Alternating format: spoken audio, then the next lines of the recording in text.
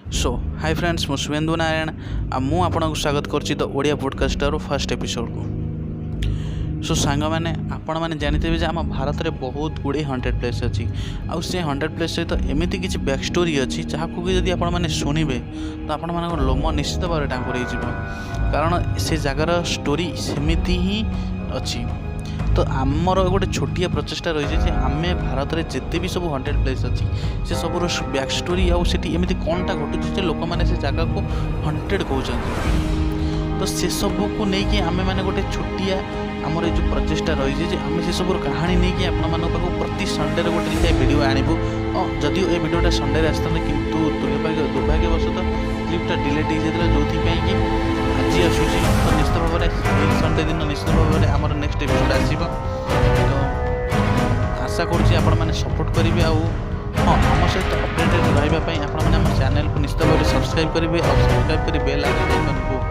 On रे रखिए हाँ वीडियो को लाइक करेंगे और आप फीडबैक निश्चित भाव में कमेंट बॉक्स में देते। तो चलते आम वीडियो को स्टार्ट करवा। सो फ्रेंड्स आम आज जो भानगढ़ दुर्ग विषय कथा से भानगढ़ केवल भारत एशियार टॉप मोस्ट 100 प्लेस आसे आपण मैंने जब गूगल में सर्च करेंगे एशिया टॉप मोस्ट 100 प्लेस तो टॉप रे किए आसो जानते भानगढ़ दुर्ग। तो ये भानगढ़ दुर्ग एते भयंकर बा एते 100 एमती 100 केमिति हैला से विषय में डिस्कशन करवा। तो फास्ट आम जब देखा भानगढ़ दुर्ग तैयारी केबे होता तो पाखापाखि 1573 ख्रीष्टाब्द एटा तैयारी होता आउ पाखापाखि 300 वर्ष पर्यटन सब किसी ठीक ठाक भी चली किंतु 300 वर्ष पर एठी जने राजकुमारी थिले जहाँ को ना थिला रत्नावती आउ से रत्नावती एते सुंदर थिले जे तांको पाइबा पई समस्त बहुत लोक एमती पागल थिले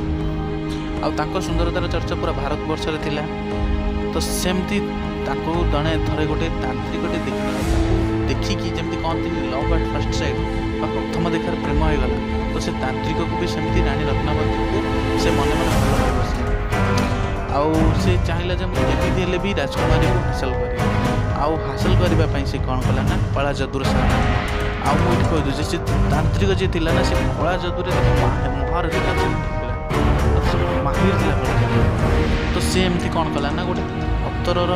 शिशि तो तापर से कौन कला ना कला जादू कला सेटा राजकुमारी पाखक पहुँचीदेला किंतु राजकुमारी कौन केमी कौन से राजकुमारी को यहाँ जना पड़गला ये जो शिशि ये जो अतर शिशि कला जादू हो तो राजकुमारी ताको कौन कले ना गोटे पत्थर उपर उपाड़ देले तो से जो अतर जो कला जादू होता तो से अतरटा कौन है ना से पत्थर उपर ढाली गला तापर से जो कला जादूर प्रभाव से पत्थर उपर पड़ला और से पत्थर कौन कला ना से जो तांत्रिक को मारिदेला से तांत्रिक को केमिति हेले भी मारिदेला तापर कौन है ना से जो तांत्रिक मृत्यु पूर्व एटा अभिशाप देगला जे मु तो मरली किंतु ये जो आसंता कालीर सूर्योदय एठी जिते भी लोक रोचंदी केही भी देखि पारे आउ ठीक से भी हैला कौन है ना गोटे पड़ोशी देशर राज्य बा पड़ोशी राज्यर राजा कौन कले ना आक्रमण कर देथिला आ चुट्टी चुट्टी भयंकर चुट्टी होता आउठी जिते भी लोक थे समस्ते मृत्युवरण करते आईटा भी कहुए जे से युद्ध रानी रत्नावती भी मृत्युवरण करते तो सेबेठू कौन हुए ना ये जो जगह रानी रत्नावती पाउंजर शब्द शुणा जाए आत्मा को भी बहुत लोग देखार मैंने बहुत कहते बहुत आत्मा को बहुत लोग देखी से तांत्रिक आत्मा को भी बहुत लोग देखा दाबी करते जिते भी लोग ये रोते चित्कार भी शुणा जाबार लोक मैंने दाबी करते। तो बर्तमान जदि बर्तमान से जगह विषय कहवा तो से जगह बर्तमान एएसआई अंडर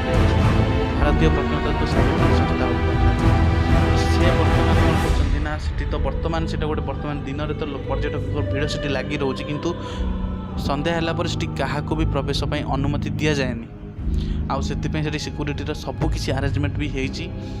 कारण एत 100 प्लेस को क्या भी से रिस्क नहीं जावाई दि जाए आउ एमती किसी रही भानगढ़ कहानी आउ आज भी लोक मैंने जावाई बहुत लोग एमती अच्छा जावाई डरती। तो आपण मैंने कौन भावुं से कौन से भूत रोचे ना से जगह एमती केमती कंटेंट मैंने जो कहते कि शुणा कथा तो सेमती ना कौन आपण मैंने कौन भावुं या विषय आप निश्चित भाव में आप फीडबैक कमेंट बॉक्स में दिखाँ आउ चैनल ଛୋଟ ଥିଲି। नेक्स्ट वीडियो में नहीं आसु कुलधारा विषय से वीडियोटा निश्चित भाव टे स्ट्रेच करने चेष्टा करूँ क्या आज बहुत कष्ट बनवा पड़े क्या तार जो वीडियोटा टोटाल मुझे रेकर्ड कर रखी से क्लिपटा टोटाल डिलीट होगा मत ये पुणी थे रि रेकर्ड एडिट करने पड़ा तो मुझे चाहूँ नी वीडियोटा डिले हो से जल्दी जल्दी वीडियोटा बनाऊँ भाई जदि किसी भूल रहे तो आप समस्ते क्षमा करेंगे आपण मैंने अच्छा तो मुझे सपोर्टा निहाती भाव में रखु तो ये कही आज वीडियोटा एंड करवा निश्चित भाव नेक्स्ट वीडियो निश्चित भाव देखा तो से पर्यंत गुड बाय।